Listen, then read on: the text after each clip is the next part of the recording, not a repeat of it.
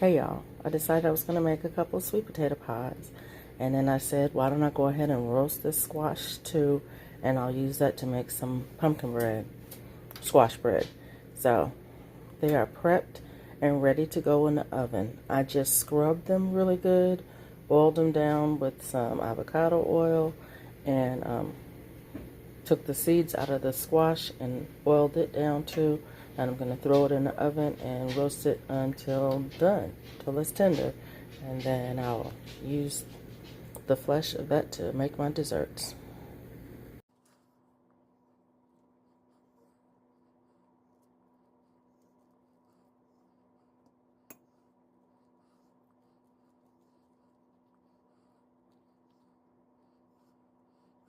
This is the Cushaw squash that I roasted. And I'm just scraping the flesh from the skin with a spoon,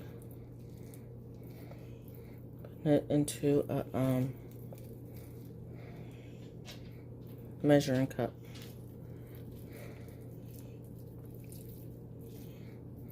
You see?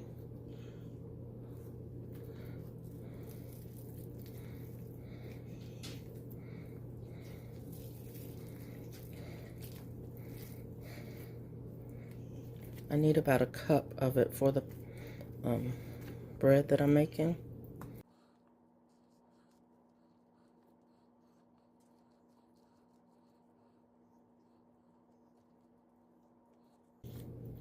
You probably could cook them another way, but I found that with a lot of these vegetables, roasting it brings out the sweetness of it. So you end up with a better flavor. And I think this little bit, I think I'm going to leave because I'm not sure what's going on with that. But let's see how much I have. So the recipe that I have calls for 1 cup of pumpkin, solid pack pumpkin. And this squash, pack it down tight, it's right at 1 cup. So I think this will be plenty. It's a little, maybe it's a little less than a cup, so I'll take a little bit of the one out the freezer to top it off to make sure I have enough. That's not a problem. But anyways, as you can see, it's, well, I guess I have to turn it that way. There's the 1 cup line, and it's just a little bit below that. But anyways, there's that. Let me show you the cranberries. This is 2 bags of cranberries. I'm gonna take out 1 cup of these for the bread, and then the rest of it I'm gonna use and make cranberry sauce. With the cranberries, once you take them out of the pack, you need to wash them.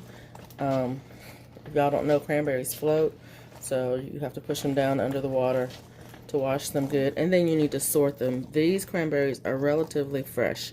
I can tell because there's hardly any in here that are wrinkly or hard or soft or, you know, any of those things. They're just nice, plump cranberries. So here's my cup of cranberries. I might use a cup and a half because I like a lot of cranberries in my bread. But anyways, I'm going to chop these, and I'm using an old-fashioned nut chopper to do it with. I have tons of different choppers. You can use what you want. I use these because I like a rough chop on them. I only want them cut at the most in thirds. So yeah, be careful, they will pop out. But yeah, I'm gonna chop these roughly. It only takes a few minutes.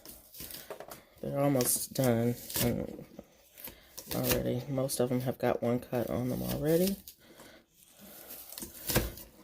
Some have got 2 cuts already. And so I'm just going to chop these up. Oh, there's a soft one. I'm going to pull it out.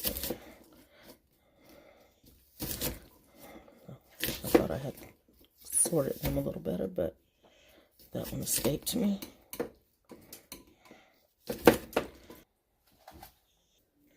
Okay, so I did get a few more. As you can see, I have a heaping cup, and there's a few more in the bowl. The recipe calls for 1 cup or more of chopped fresh cranberries, and I will use most of these.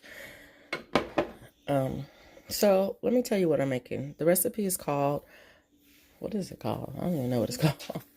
It's called cranberry pumpkin bread. It's an old recipe of mine I wrote down years ago. And you can substitute craisins in the recipe if you want, but remember that fresh cranberries are not sweet. And so if you add craisins to it, it will make it sweeter. So you can not adjust it, or you can compensate by lowering the sugar that you add to it. Also, you can make it with sweet potato, but sweet potato tends to be a bit drier than pumpkin, so the bread comes out a little bit heavier. You can adjust accordingly or not. I've made it with the straight up sweet potato substitution with no problem, and I like it just as well as I do with pumpkin. Now, I've never made it with the squash, so this is the first time I'm going to use the Cushaw squash. We'll see if I like it as well. I don't particularly care for pumpkin. The Cushaw squash, I'm not sure what the flavor profile is going to be, but I'm assuming that the spices and everything else may be in the forefront, with the squash more of a supporting character. So we'll see how it turns out. And now it's really just assembly. First things first, 2 eggs, slightly beaten. That's 1.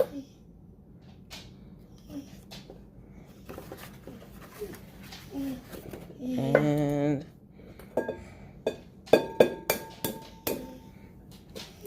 2. I'm just using some just regular eggs from Aldi. Make sure this is, yep, 2 eggs. That's just a couple pieces of cranberry. I'm gonna give these a little, and yes, blast from the past, a hand mixer. That's how slightly I'm gonna beat them. Then the next ingredient is 2 cups of sugar. And so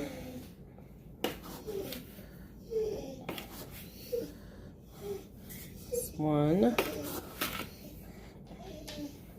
2 cups of sugar, and 1/2 cup of oil. I should have actually used a liquid measuring cup. And yes, there's a difference, but in this recipe, it's not gonna make that big of a difference. So 1/2 cup of oil, and then the pumpkin, or in this case, squash. And then I'm gonna mix this up with a hand mixer. And the reason I'm using a hand mixer is because I want it to be a smooth consistency. So that's what I'm going to do, and then I'll come back to you after I'm done with it. Alright, that is mixed up. One of the nice things about using a mixer for that part is if you're using a vegetable like sweet potatoes or squash or whatever that may tend to stringiness, the mixer will pull those out. This didn't have very many strings in it, so it's not that big of a problem, but when I make my sweet potato pies here in a minute, If those potatoes are stringy at all, the mixer will pull that out and you'll have a better consistency. So the next thing I'm gonna add is my spice, and I'm using pumpkin pie spice, and it calls for a tablespoon.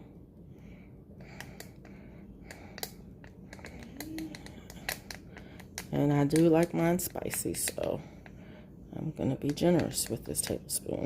There we go, tablespoon pumpkin pie spice. And then the last thing to add is the flour. It calls for all-purpose flour mixed with a teaspoon of baking soda and a half a teaspoon of salt. It calls for 2 1/4 cups of flour. And so I'm going to add that in next. Now I'm going to just stir that in because you just want the flour to be moistened by the wet ingredients. Here again, I'm cheating. I'm using self-rising flour because that's what I have, and I didn't want to go and buy flour just for this recipe. It does make a difference in the density of the bread. It has more of a cake-like density rather than a bread-like density if you use self-rising flour, because the rising agent is different.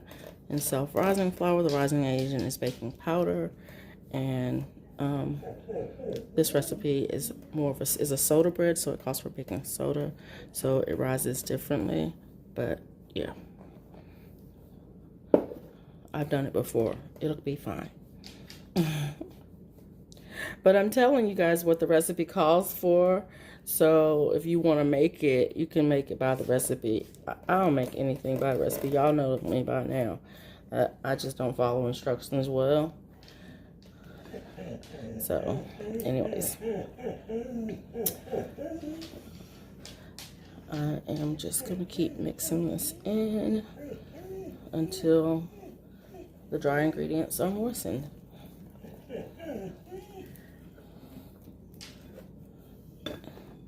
And then the last thing to add in is your cranberries. Then I'm going to bake this in a bundt pan. I have a heavy duty bundt pan that I'm going to use, but you can make it in loaf pans. It makes 2 loaves according to the recipe, and it bakes for about an hour in a 350-degree oven, which I need to turn the oven on and preheat it.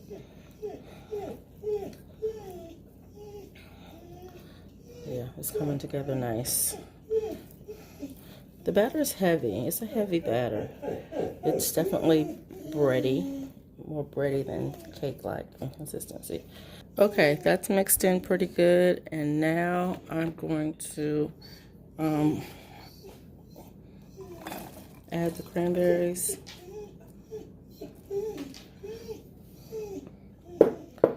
This is about 1.5 cups. It calls for 1 cup or more of cranberries.